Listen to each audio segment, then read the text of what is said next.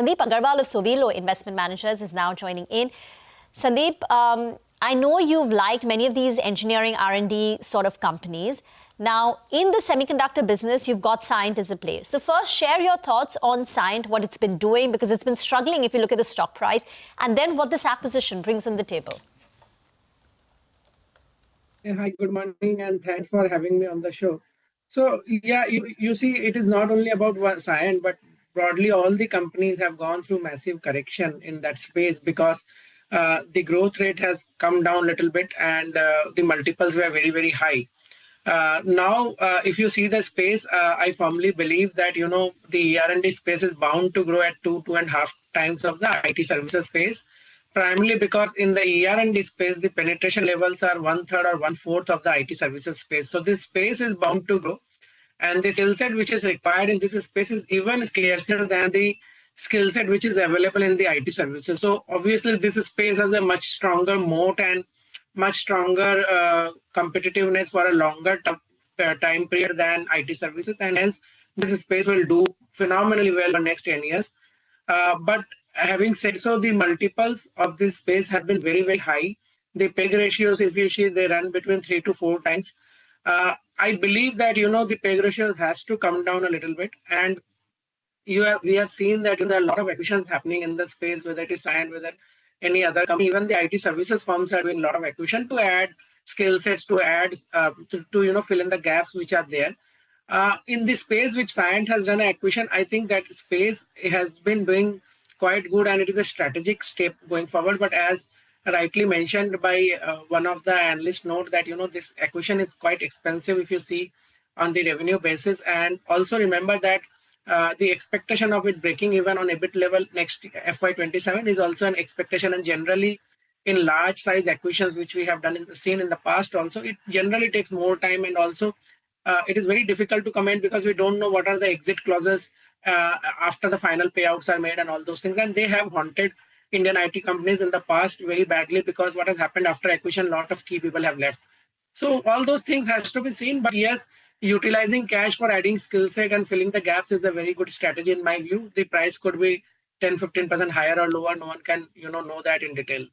Before we get to TCS, Sandip, very quickly, top 3 questions if we get the management of Cyient Semiconductor on this. Well, I think the most important question for us will be whether this is a skill set acquisition, this is a customer acquisition, kind of acquiring for getting steps on the customers, or it is a geographical acquisition. That is the most important question because that will give a lot of clarity on how this company will change, go through strategy in next 3 to 5 years. I think that is the most relevant and most important question, and it will also give you an idea what will be the margin profile in next 3 to 5 years. I believe that this space is a space where margin profile will always remain much lower than the IT services and the ER&D space. So in long term, I think from a margin perspective, it could be diluted. So that question only the management can answer, and I think that is the most relevant question. Okay, got that. Sandip, now let's get to TCS. We've asked, and I'm sure you have, about quantifying, making AI as a standalone revenue line item. And we've always said that, we embed AI in every contract, whether it's cost takeout, in our productivity, internal productivity, or outcome-based contracts. But, the Investor Day, were you attending it to begin with? And what were your key takeaways? $1.5 billion in terms of AI revenue. No, so I have not attended, but I have gone through the highlights, all the notes which have come through, and I have gone through those notes, and I understand that, management for the first time has given a separate revenue for not only the AI, but also the next generation business, which they are saying is at $11 billion on an annualized basis. So, this is a very good disclosure, and it gives a lot of clarity to the analyst community and the investor community on projecting the future of the company, on the financials of the company.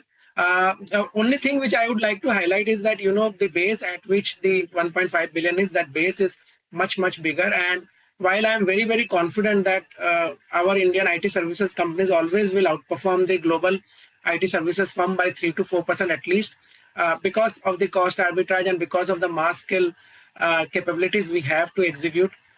But the only challenge which I always face in this space for last 2 years I'm struggling with is that this space, the penetration level has gone up substantially, and all the new technologies which are coming they are coming for a very short duration and very short execution period. So what is happening that the advantage which large caps used to have 5 years back, that all the contracts were very big size and by default their balance sheet always qualified very few number of players for every tender, every bid, every deal.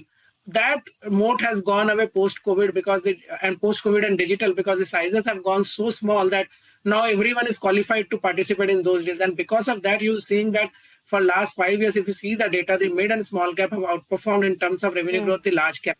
And this will continue in my view, because sizes will keep on shrinking and also the execution timeline will keep on shrinking. So the balance sheet numbers which were required to participate in a deal, that is no more a requirement in my view. And that is the reason large companies will always have a revenue growth challenge.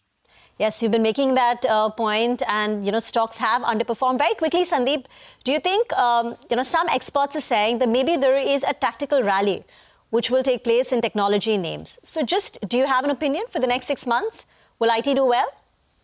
So in my view, what has happened is that most of the people, because of underperformance and all, generally people run towards performers. So everyone has cut down position in a significant way, including us. We have cut down our position 18 months back, and also the way rupee is behaving, and there is a lot of uncertainty. So there could be a hiding place which is there in IT. And remember, this is a space where the cash flow yields are very good, managements are very good, the disclosure levels are superb. So people always find a lot of comfort here. So I believe that this sector will always be a portion of the core portfolio for long-term investor, because it gives them all the benefits. It can also be treated as quasi cash or defensive, whatever you call. So I think at a price, people will come and buy, and the way rupee is behaving, I will not be surprised if there is some kind of move in the sector.